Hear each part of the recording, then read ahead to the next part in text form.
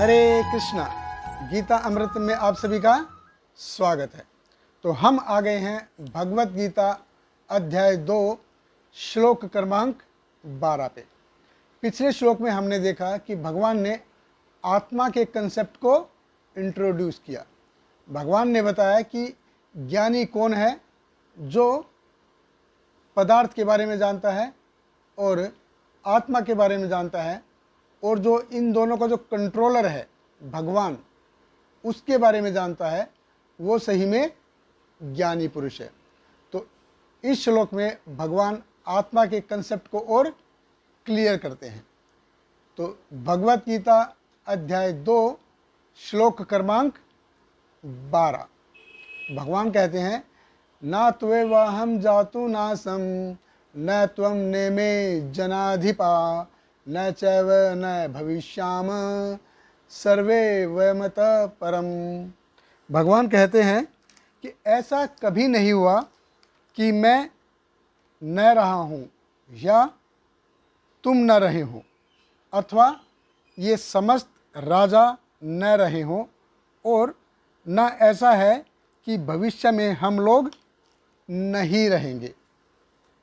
तो भगवान कृष्ण कहते हैं कि आत्मा का अस्तित्व हमेशा से रहा है। ना तू एव अहम जातु, कि मैं हमेशा था। ऐसा कोई समय नहीं है जब मैं नहीं था। ना त्वम ना एमे जनाधिपा, और ना ही ऐसा कोई समय था कि तुम थे, और ना ही कोई ऐसा समय था कि ये सब राजा थे, या जिसके साथ तुम अभी लड़ाई करने जा रहे हो, जिनको तुम अपने भाई बंधु कहते हो। ऐसा कोई समय नहीं था जब ये सभी नहीं थे। न चैव न भविष्याम, और न ही ऐसा कोई समय आएगा कि जब हम ना रहेंगे।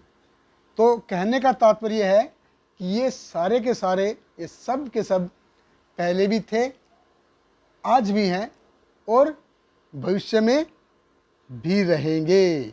तो उनका अस्तित्व हमेशा से रहेगा। उनका अस्तित्व पहले से था, आज भी है और आगे भी रहेगा। उनका अस्तित्व कभी खत्म नहीं होगा। तो यहाँ पे देखिए, मायावाद का स्पष्ट रूप से खंडन है। मायावादी कहते हैं कि मरने के बाद जीव भगवान के साथ एकाकार हो जाता है।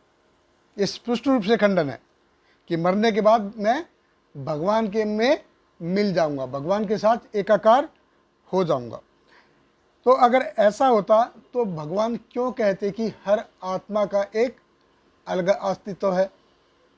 ऐसा क्यों कहते भगवान?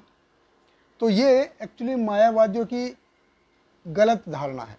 ये बिल्कुल भी सही नहीं है कि हम भगवान के साथ विलीन हो जाएंगे।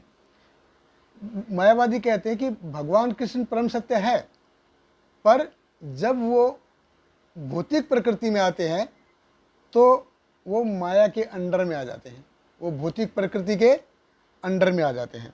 जो भगवान का जो स्वरूप है वो माया से ढक जाता है। ये बिल्कुल असल में सही नहीं है।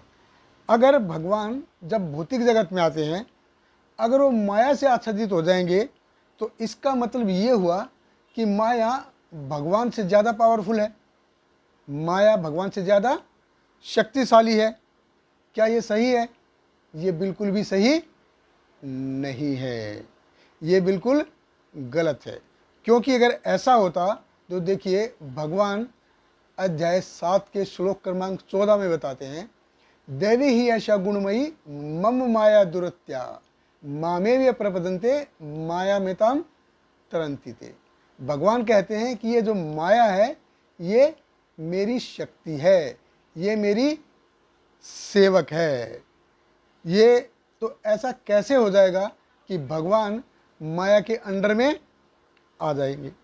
और आगे भी भगवान आगे बताते हैं, अध्याय 9 के श्लोक क्रमांक 10 में बताते हैं भगवान, मया अध्यक्षते प्रकृति सुवेते स चराचरम, कि ये जो प्रकृति है ये मेरी अध्यक्षता में काम करती है। भगवान बताते हैं कि ये मेरी अध्यक्षता में काम कर रही है, तो ऐसा कैसे हो जाएगा कि जब भगवान भौतिक जगत में आएंगे तो वो माया के अंडर में आ जाएंगे। अगर ऐसा होता तो हम जो भगवत गीता पढ़ रहे हैं इसका कोई मतलब नहीं होता कि भगवान भी आए और वो माया के चुंगल में फंस गए। तो भगवान तो बोलते थे प्रकृति मेरी अध्यक्षता में काम कर रही है, ये प्रकृति मेरी माया है। तो देखो कितने ही आचार्य हुए, रामानुजाचार्य, निम्बोगाचार्य, विष्णु स्वामी, मध्वाचार्य, शंकराचार्य, चैतन्य महाप्रभु, सभी के सभी ने भगवत गीता को मूलभूत शास्त्र बताया है। सभी ने इसके ऊपर टीकाएं लिखी हैं। कितने ही वेस्टर्न फिलोसोफर, कितने वेस्टर्न साइंटिस्ट, बहुत लोगों ने भगवत गीता के ऊपर कमेंट किया है। तो अगर भगवान माया के अंडर में आ जाएंगे तो ये भगवत गीता पढ़ने का हमारा कोई मतलब नहीं होता। तो इसलिए मायावाद है जो ना तो भगवान को समझने का सही कंसेप्ट देता है और न ही आत्मा को समझने का सही कंसेप्ट देता है कि हम मरने के बाद भगवान के साथ एक हो जाएंगे। ऐसा कभी हो नहीं सकता। और यही चीज़ भगवान कृष्ण अर्जुन को समझा रहे हैं। और आने वाले 2 श्लोक बहुत ही इम्पोर्टेंट है, तो हमारे साथ बने रहिए। बहुत बहुत धन्यवाद। हरे कृष्णा। हरे कृष्णा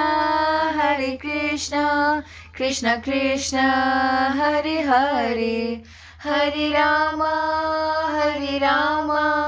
राम राम हरे हरे।